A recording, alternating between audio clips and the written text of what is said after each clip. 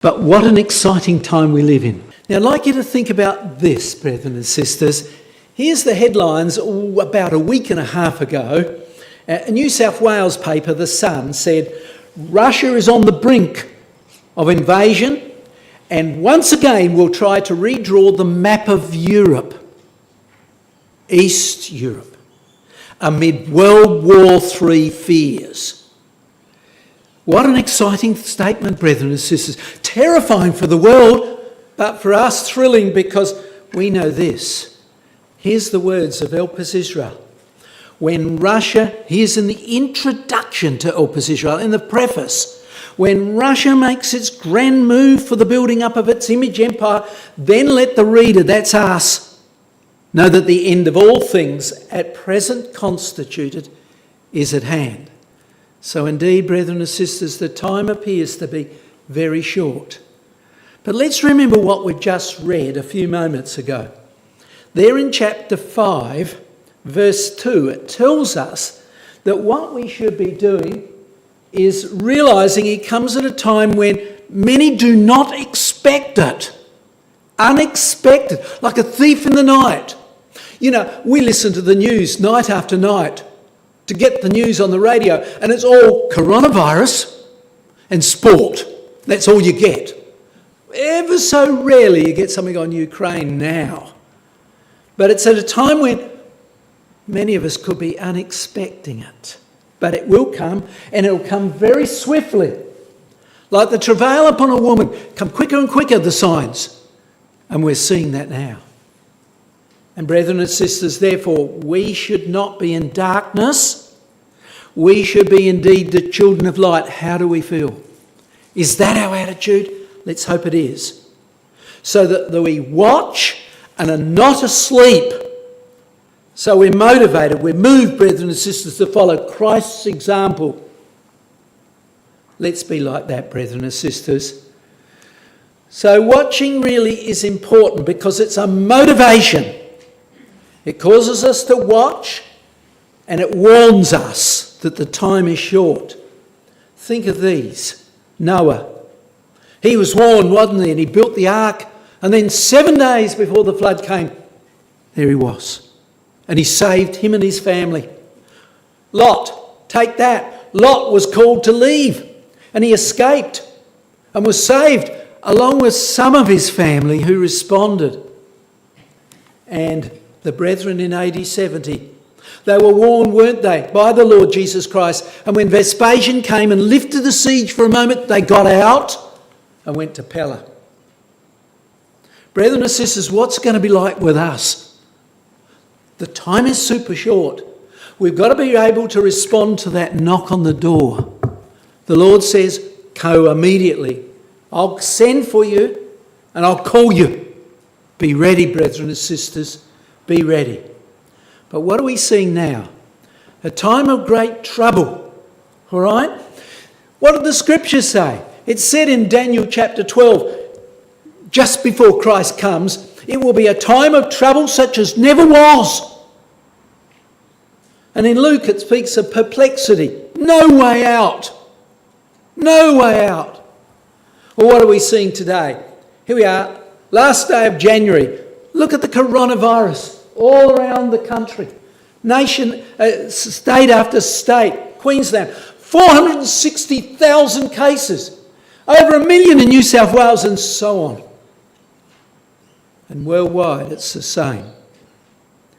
Here we are, the 1st of February. Yesterday. 377 million cases worldwide. Deaths, 5 million. Cases in USA. Brethren and sisters, what have we been told? We're in those days.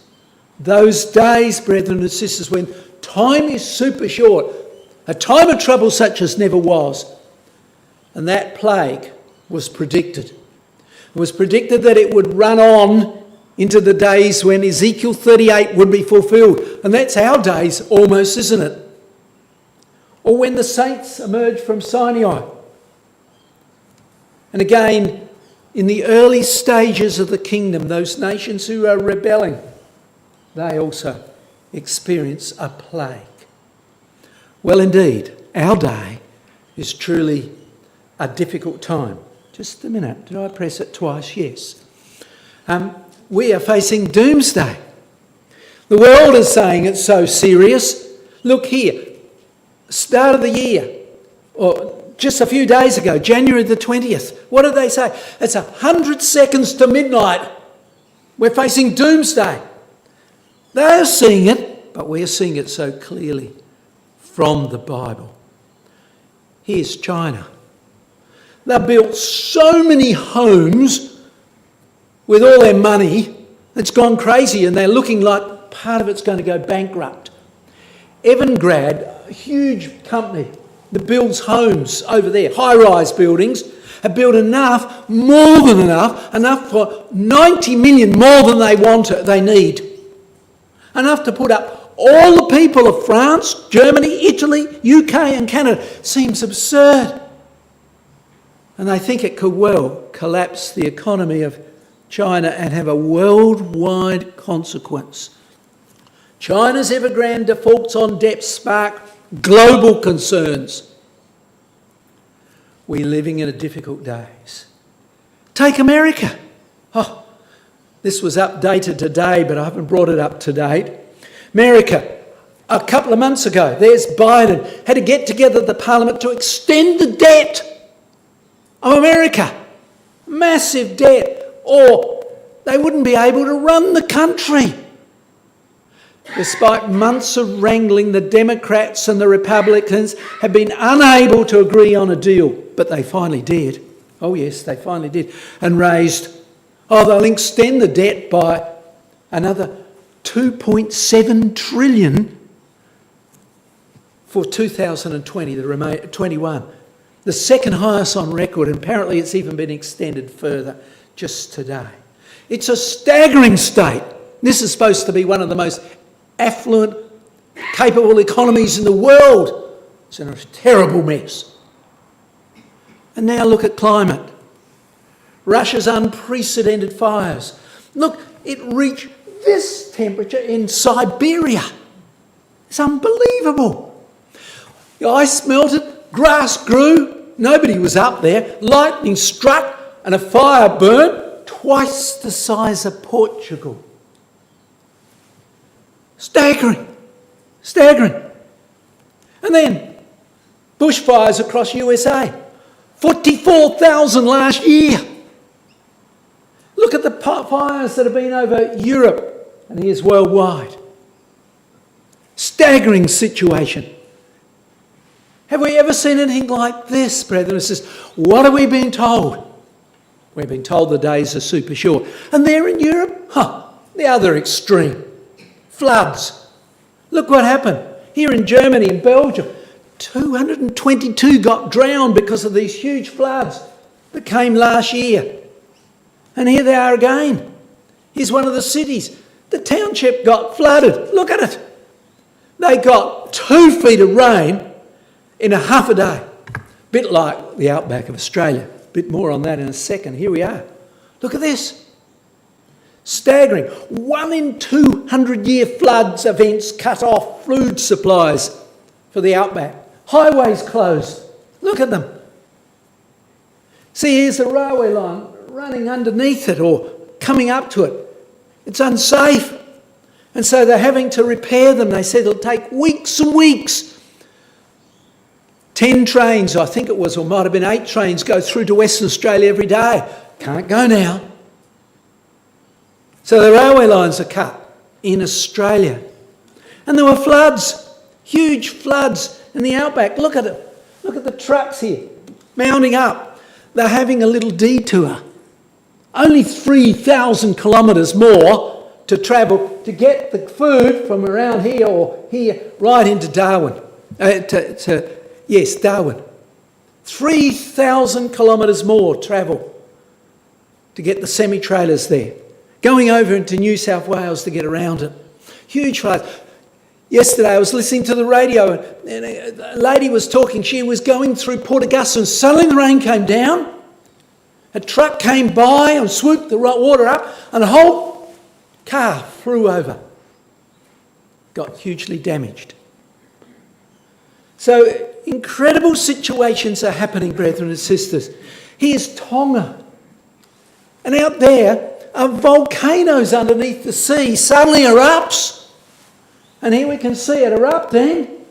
And it reached 22 miles up into the air. And they said the eruption explosion was bigger than 25,000 times the explosion that happened in Beirut when that fire burnt last year. Incredible. 22,000 times the Beirut blast. When the blast took place, the shockwave travelled out at 600 miles per hour. Tsunami waves were affected in Japan and western USA. Huge damage. Staggering. And the shockwave was heard in New Zealand, 2,000 kilometres away. It's staggering what we're seeing, brethren and sisters. Utterly staggering. We are being told something. The days are short. Here's USA. Millions hunkered down as a storm hits eastern USA. Major winter storms hit across USA. I got this a little while ago. 17th, there's been another one over here. 31st of January, snow bomb unleashed blizzards on the east coast of America. That area got hit again. Over nearly a quarter million people lost their power and such like. It's not just this. There's been storms, tornadoes and such like going across USA. And it's not just there. Here, brethren and sisters, winter storm called Elpis. Funny name. Heads to Israel after battering Greece and Turkey. There's Istanbul. And look at the storm. Came down and hit Israel, Jerusalem. There it is. Amazing what we're seeing, brethren and sisters. Utterly staggering events. We are being shown something primarily, I believe. Primarily we're being shown that the time is super short.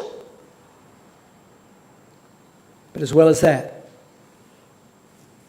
well, I showed you this last year, but I want to add a bit more. Russia hacked in to the defence and treasury of USA. They called it's so serious, they called it the Pearl Harbor cyber attack in USA 2 years ago. But it didn't stop there. Then the pipeline going from down here in Texas up to New York got cut. Well, didn't get cut. Somehow a cyber event took place and it closed it down. And they couldn't get petrol in New York. Cars, for much of it, couldn't get petrols at the petrol station because thousands and thousands of gallons didn't come through that pipeline. How did they fix it? They couldn't. So you know what they did? They paid the Russians who were running this, who did it, $3 million and it was lifted. Then something happened here in Australia, also in USA. The meat works over in USA got hacked into, a cyber attack. And it ground to a halt. They couldn't operate. Don't know why, but they couldn't operate. And that company also was in Australia. In Australia, we stood down 11,000 people for a short time till somebody paid the Russians out. White House. The White House came to the aid and paid the Russians out. A Russian group working in USA, and then it was lifted. Staggering. But now, brethren and sisters, come closer to the signs that we know so well. Britain will not ally with Europe, but with the young lions. Well, we've seen Brexit take place about 2 years ago, didn't we? We know that had to happen. Brother Thomas said so. Brother Roberts, Brother Mansfield, various other people down through time, Brother Pearce said so. From the scriptures that they might leave and they would depart. And they did. But brethren and sisters, it's had ramifications. You see, as the EU disintegrates before our eyes, because Britain has pulled out and is sort of breaking up a bit, A new group's been formed called the Kanzak. Canadians, see the names here? First letters, Canada, Australia, New Zealand and United Kingdom. But with that, Boris said this, let's then move away from Europe and embrace the Commonwealth. And there's some of the prime ministers of the Commonwealth countries. And so the young lion is coming into the control of the old lion, exactly as we would expect, brethren and sisters. But it even went further than that. Here in Australia, we were going to get submarines from France. So we decided, no, we can't. Might be a few faults with them from France, but at least they're running on fuel. And who knows, we've got to go into various ports. Let's get a nuclear one. So this Anzac alliance was formed. And we bought nuclear subs, or we're going to buy them, from America with the help of Britain. And so here we are. But notice, the deal promises not only nuclear submarines, but even more, an intimate involvement of the US, Britain and UK. Commonwealth coming together more and more and more before our eyes. And so that Anzac alliance was a pact that calls that we don't want Europe. A defence pact, a wake-up call for Europe. They haven't got the help of the Commonwealth anymore. And so what's happening over in Europe? Well, here we are. Here's the lady who runs the UN and NATO, Ursula von der Leyen. And what she decided to do when that Brexit took place, she decided to turn some of the companies in Europe into forming weapons. Because Britain and America are getting a little bit more distanced. And so she was worrying. She said to many of the companies, we'll take you over and you can make weapons for Europe. If you owned a bit of that company, what would you do? Well, you're obviously not going to get dividends. So many of the people who own shares and such like pulled money. And they said, where can we put it safely? They said, into Britain. And this is what happened. First part of this year, the pound went up against the euro as they moved money out of Europe into Britain. And it started to really prosper a bit more. But we expect Russia will ally with or conquer Europe.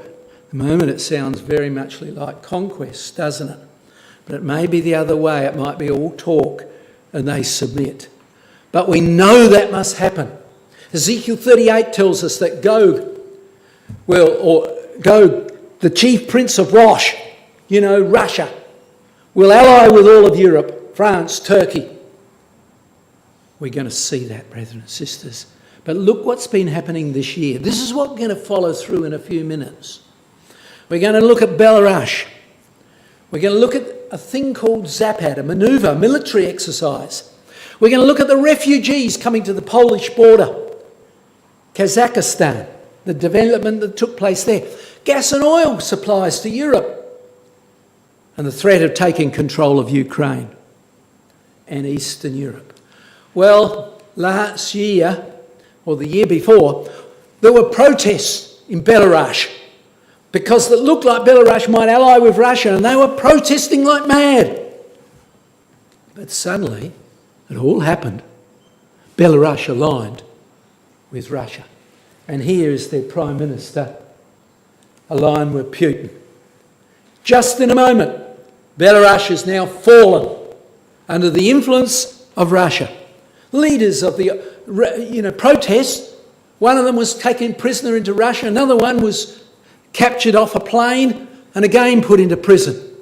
Ooh, you are being sold, don't you oppose the government. You support Russia or else. But everybody was worried about Ukraine. And so they did a massive, Western countries, did a massive naval manoeuvre in this area here. First of all, Britain sent ships in there, into the Black Sea, just north of Turkey, right? Just to say to Russia up here, don't threaten Ukraine. We could come to their aid. And then they did a massive manoeuvre called the Seabreeze manoeuvre, and 32 countries sent ships there to say, we are supporting you, Ukraine. Australia was supposed to send a ship there. I think we must have sent a rowboat or something like that. I don't know what we lost up there. But anyhow, the ships went up there, and that manoeuvre was done June this last year. Okay? What did Russia do? This is what it did. Just a week or two later, they brought around Hawaii here. They brought huge number of ships, 20 Russian warships, the largest war games manoeuvre since the Cold War. They sent 20 fighters over the top of Hawaii and reminded them of Pearl Harbor. And so the headlines are, World War III. Don't stop us acting in what we're doing. And I believe that was a reply to the manoeuvre that was done off Ukraine. Do anything nasty and look what we can do to you, America. But now, what about Europe? Oops, sorry, let me come back one, see if it will work. Yeah, I pressed it a bit long. An estimate Russia arranged for migrants to come to the borders of Poland and Belarus, the borders of Poland. And here they came, huge numbers. And here they were put up at the border. What did Poland do? It tied down its army, 15,000 of them along the border to try and keep them out. Britain sent over a couple of thousand too to try and help them.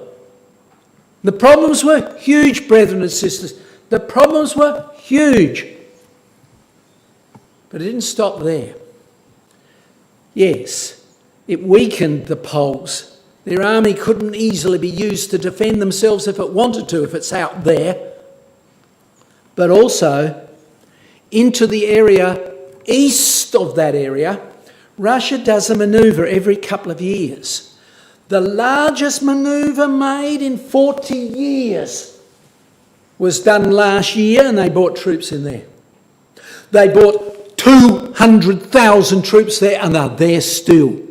Oh, you talk about Ukraine having 100,000 on its border. There are 200,000 in these areas along here. Much of them housed in Belarus and Kaliningrad, which is a little Russian province between Poland and also the area of, Latvia. And so you can see, brethren and sisters, things are indeed scary. They're there still. Think of that, don't forget it. We'll come back to that in a minute.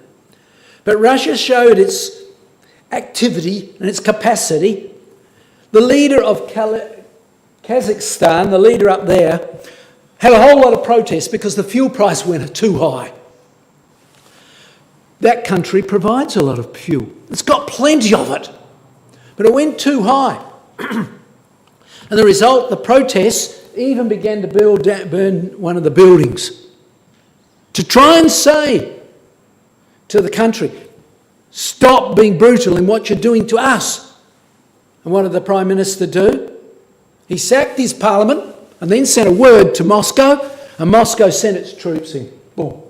Here they are, some of them. It's pictures of planes arriving and troops coming off. And they came into where the protests were, and some of them were shot dead by the Russians. Cruel. And then they went home.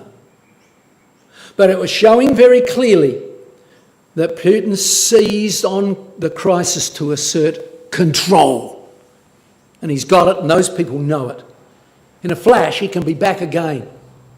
Don't rebel from us. But he hasn't used just that. Here's another thing he's using, brethren and sisters. He's using oil.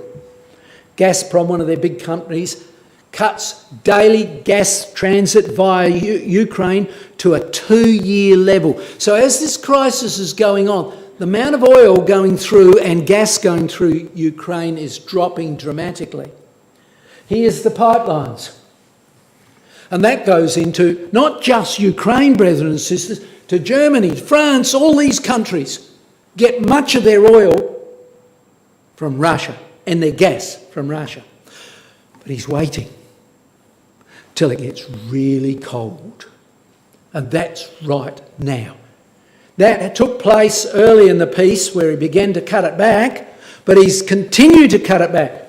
And now, here's a major pipeline called the Yamel pipeline. There it is there. And he's totally cut that one. Totally. And the Germans, who are at least a little bit of kind, they have been backflowing natural gas to poor Poland in the freezing weather. Germany hasn't enough,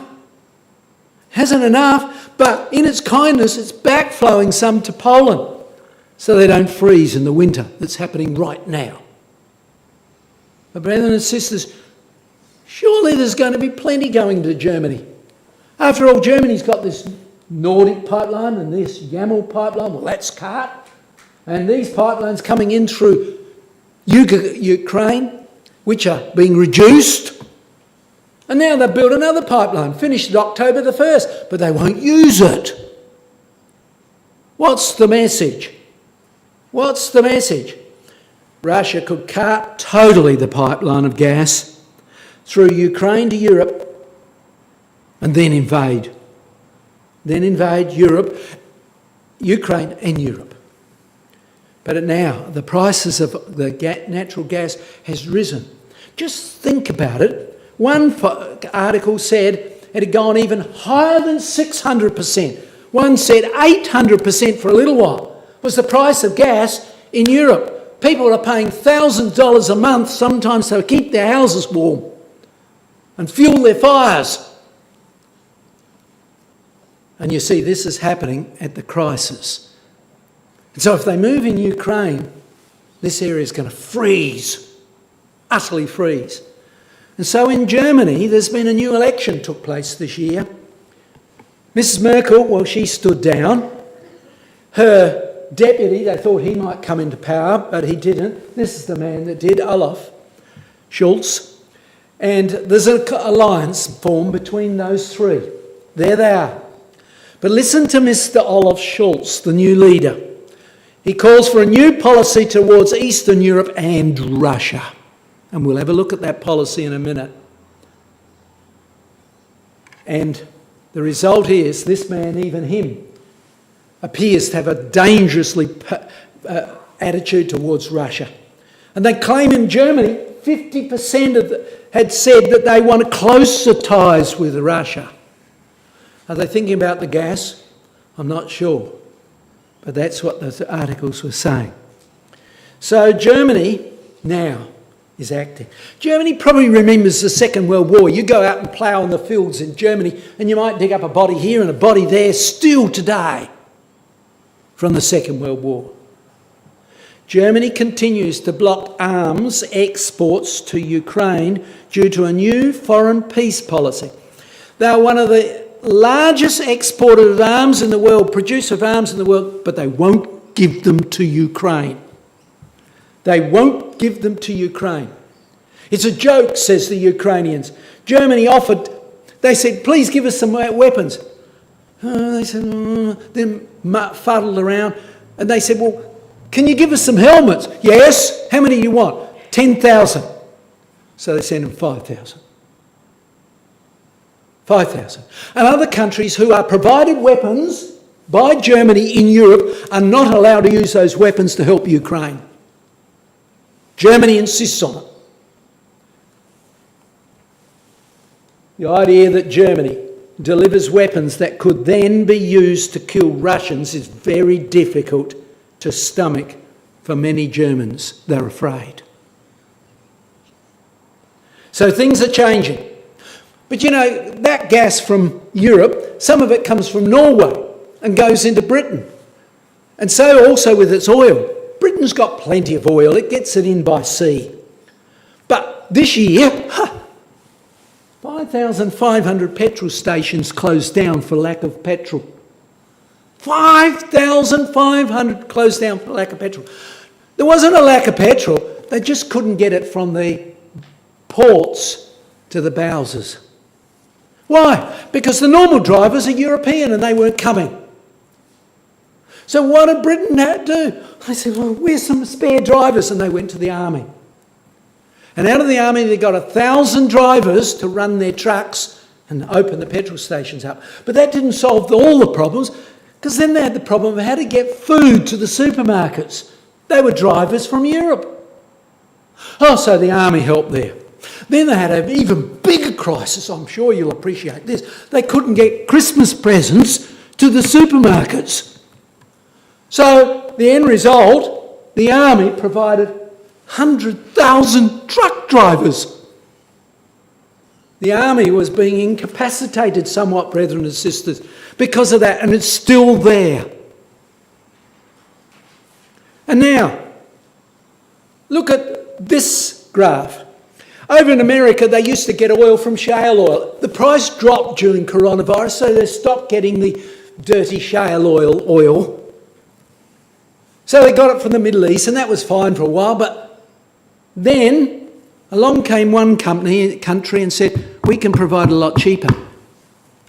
The company was Russia. And the western seaboard of USA, the western seaboard is getting its fuel from Russia. See what it's saying here? Here we are, Russia. Russia, they were getting mainly their own oil, then from Canada, and then Russia. You think if a crisis comes, Russia switches it off. So the situation is critical. But now, brethren and sisters, look at Ukraine. Ukraine is about this area here. But here is the ancient Kievan Rush, which was ruled over by Vladimir. The rulers of Kievan Rush, Vladimir, extremely warlike ruler, brought the Christianity and the Grecian Roman civilization to Russia. There he is. And Vladimir Putin, I think, sees himself as the same. And he wants Rosh. But he wants more than that. So he sent a letter. Now, it's going back a bit, 6 months ago, to all the leaders of Europe. He said, change sides. Change sides. I want a partnership with you all, fellas. Let's be nice and friendly. Russia supports the idea of reviving a full-fledged partnership with Europe. Look, the only way we can have peace and things go nicely is a joint effort. Go dig in your gardens. You'll find dead bodies or bones from the Second World War. Remember that. Join us. And so here we are. Russia on the brink of invasion of Ukraine. That's what he's threatening. And here, coming storm, Russian invasion of Ukraine is inevitable and imminent, says the papers, and warns the MPs as Kyiv blames Putin for a cyber attack amid World War III fears. So they're hacking into Ukraine and parts of Europe. But he's not only doing that. Look what else he's doing. Cyber trains full of Russian army things.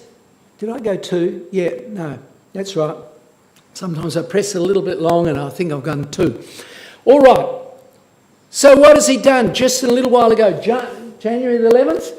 Just watch this. He brought trainloads from eastern Russia, 7,000 kilometres to just the borders of Ukraine. 12 trains in one day, absolutely loaded with weapons. Massive amounts are being brought there. The papers say there's 100,000 there, troops. Then when they carefully write it out, they say there's 175,000 troops there. But Russia's also doing other things.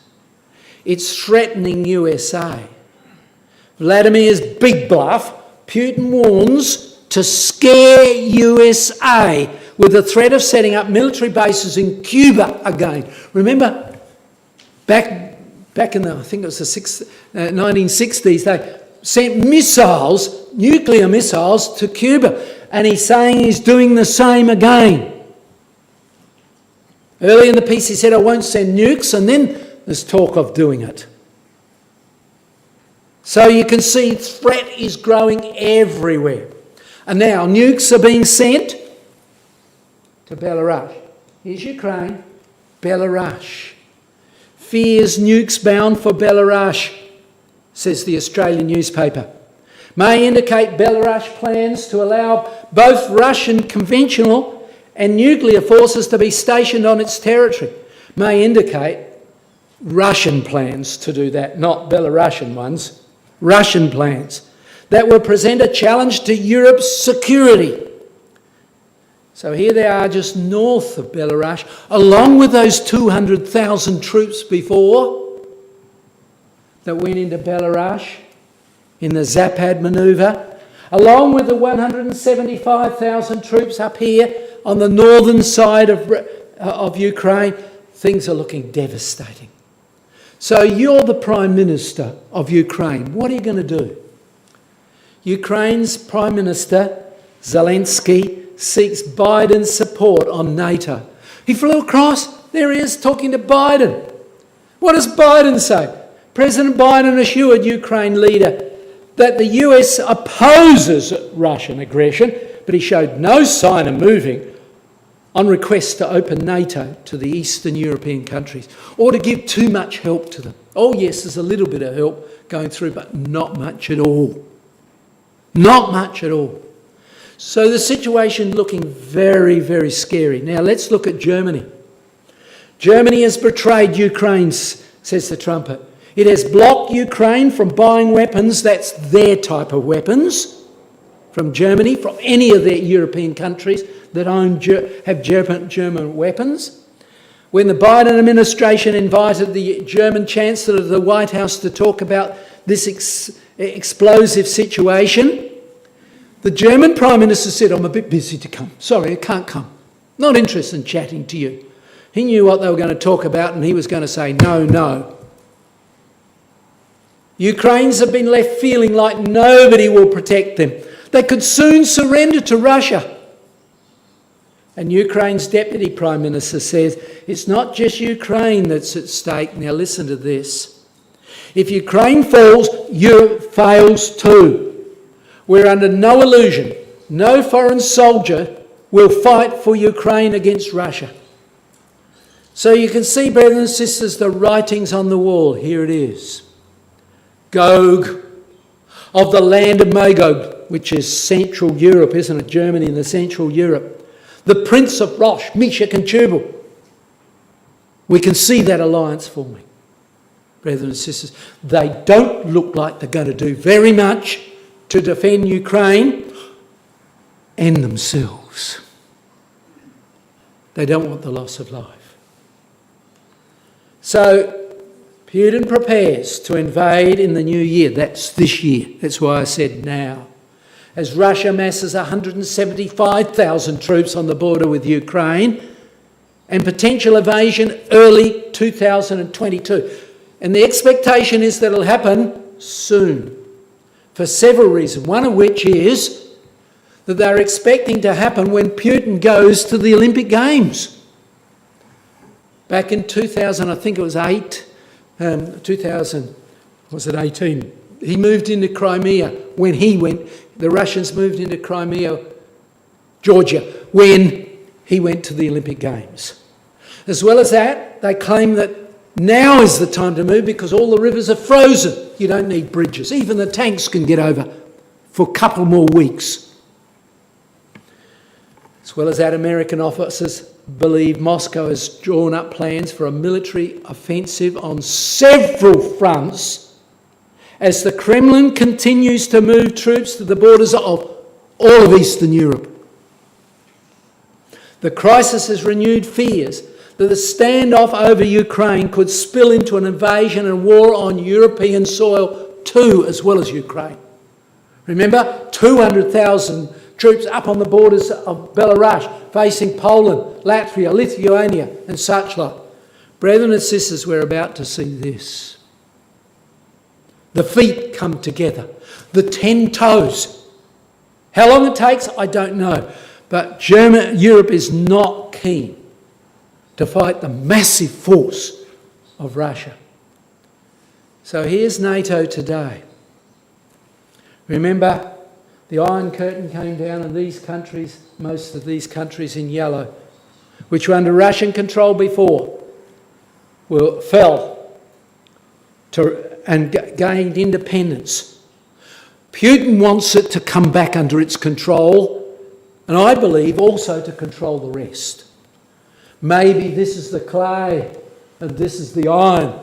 But brethren and sisters, he wants the 10 toes of Europe, the whole of Europe, under his control. So Moscow warns Sweden and Finland against joining NATO amid rising tensions. So the situation is changing every minute. Here's what it was before. There's what it is today. And he, I think, wants that back again. The former Russian Eastern Bloc, he wants total control. And so, the Russians have called, the Russian ambassador to USA said the 27 ambassadors were to leave USA by January the 30th. They have. And now the USA said to Russia, to their ambassadors up there, leave by January the 31st. That's a real sign, isn't it? They think something really serious is going to come. A real clash between those two powers. So things are looking very scary. And so the State Department tells families of USA diplomats in Ukraine to leave. What did Australia say? Australia urged, here we are only a few days ago, any Australians in Ukraine, get out, get out. They probably should have said all of Europe. And Israel thinks the same. Israel said, preparing for potential need to evacuate Ukrainian Jews in case of war. And here they're coming back. They've sent planes up already. And here you can see them coming off the planes in Israel. They're pulling them out. They can see what the writing's saying. But brethren and sisters, it's not going to just be that. Here, Russia sent out some huge, I think it's 140 ships. And they're having naval manoeuvres in the Pacific Ocean, the Indian Ocean, and off the coast of Britain, down here. They've said, early part of February, don't sail through because we're going to fire missiles into that area and we've got our ships there. In other words, if they want to, they could cut off all the ships in a blink going into the Mediterranean. If they were trying to send help to anywhere in Europe through that means. But we said, didn't we? China is going to challenge them. It says that all nations come down to war, and I dare say China's going to be involved in it somehow. But here's what the papers are saying. Here's America trembling between the two powers who are much mightier, it would seem, at the moment. And here's Biden. The world shivers in the dark as Biden's light on the hill fades. The president has got mental decline. They can see it. He might have to be replaced. And he's taking a weak stance on Ukraine. No doubt he's remembering what happened in times gone by. The Vietnamese War, the Ukrainian War. And indeed, brethren, this is what was the last one I was going to think about, but it doesn't matter. War after war where they've lost. Oh, Afghanistan, of course, where they pulled out. But now, here's China. Here's the front page of The Economist. It says there, here I'll put that in big writing at the top, the most dangerous place on the world, on the earth. There it is, just off the coast of China. And only this week, early this week, or it might have been late last week, 39 planes were noted, fighters and bombers flying over Taiwan in one day. Day after day after day, the fighters and the bombers are flying, terrifying Taiwan. Mr. Abbott went up there and said, my message to Taiwan is get ready to fight. We have to assume that China is preparing to take Taiwan. And my expectation, brethren and sisters, and I may be proven wrong, that Russia will move on Taiwan at the time China will move on Taiwan, possibly just before Russia moves on Ukraine and Europe. So America is tied down. America has said repeatedly, we will defend you, we will defend you. They pulled out of Afghanistan primarily to get their troops into this area. So the situation's looking very frightening. Russia is empire building while Australia sleeps. Yeah, they're getting ready. And Russia is preparing to move. And he's aligned very muchly with this man. I think the two may well move together. But you know, they're worried about this chap too. Just this month, Kim starts the year with a bang. Yes, 4 to be precise. He fired huge missiles off. And then only a few days ago, he sent the largest he's ever sent off, capable of travelling more than 1,600 kilometres. And they think it could be an ICBM, that is one that can go into orbit, and therefore, if it wished to, could fall in over America. Terrible what's happening. Brethren and sisters, we also expect changes to happen with the Pope. Now, I've only got a little bit here, but we expect her to be the mother of harlots, brethren and sisters. Yes, rich through alliance with other countries. Pope Francis urges the Iraqi Muslims and Christians to unite with him in peace. Be part of my mother empire, my religious empire. He went over to and that's where he proposed that idea. I thought that was an interesting name. So that's where he began his proposition that they should join up with the Muslims. He then aligned with the Russian Catholics to a goal of common union. Further to that, he then went to the Protestants and he said, why don't you Protestants all join me? All of you who believe in the Trinity, join me. We are, after all, one faith, one triune God. That's what we follow after. And brethren and sisters, here only a few days ago, he shows that he is indeed the Sodom somewhat of today. He's advocating gay practices. Are we surprised? Surely not. But that's what he's done. And brethren and sisters, our last subject, Turkey. Turkey weakens and is conquered or allies with Russia. Brother Thomas thought, first of all, that this would all happen before Christ came. But then in Eureka he said, no, I think it'll be after. The great river Euphrates must be dried up. That's Turkey. The way of the kings of the east must be prepared. The house of Togarmah, just Turkey and a little north of there, must be allied with Russia. Turkey's in a real trouble. It's part of NATO. It's got the second largest army in NATO. But this year, look at the date, only a few months ago, he flew up and saw Putin. Turkey-Russian relations stood out in political, military and economic and commercial areas, said Ergen. We're united somewhat. And what did he do? Well, it said he purchased Russian S-400 missiles. They were landed on him on the ground immediately after he came back. Planes came in from Russia, huge planes, and they're unloading semi-trailer loads of missiles made in Russia.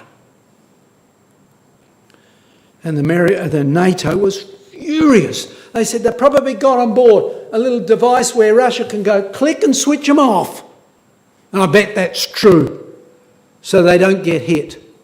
So NATO was furious. And so Erdogan said this, I'm sending home all the NATO ambassadors. I'm sending them home from USA, came from USA, Canada, France, Finland, Denmark, Germany, Netherlands. I'll send them all back. He didn't do it, but that's what he threatened to do. So NATO shut up.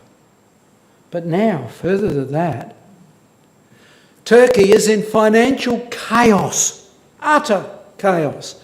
Turkey's inflation rate nears 200-year high as the lira crisis continues. Inflation, destabilising the economy.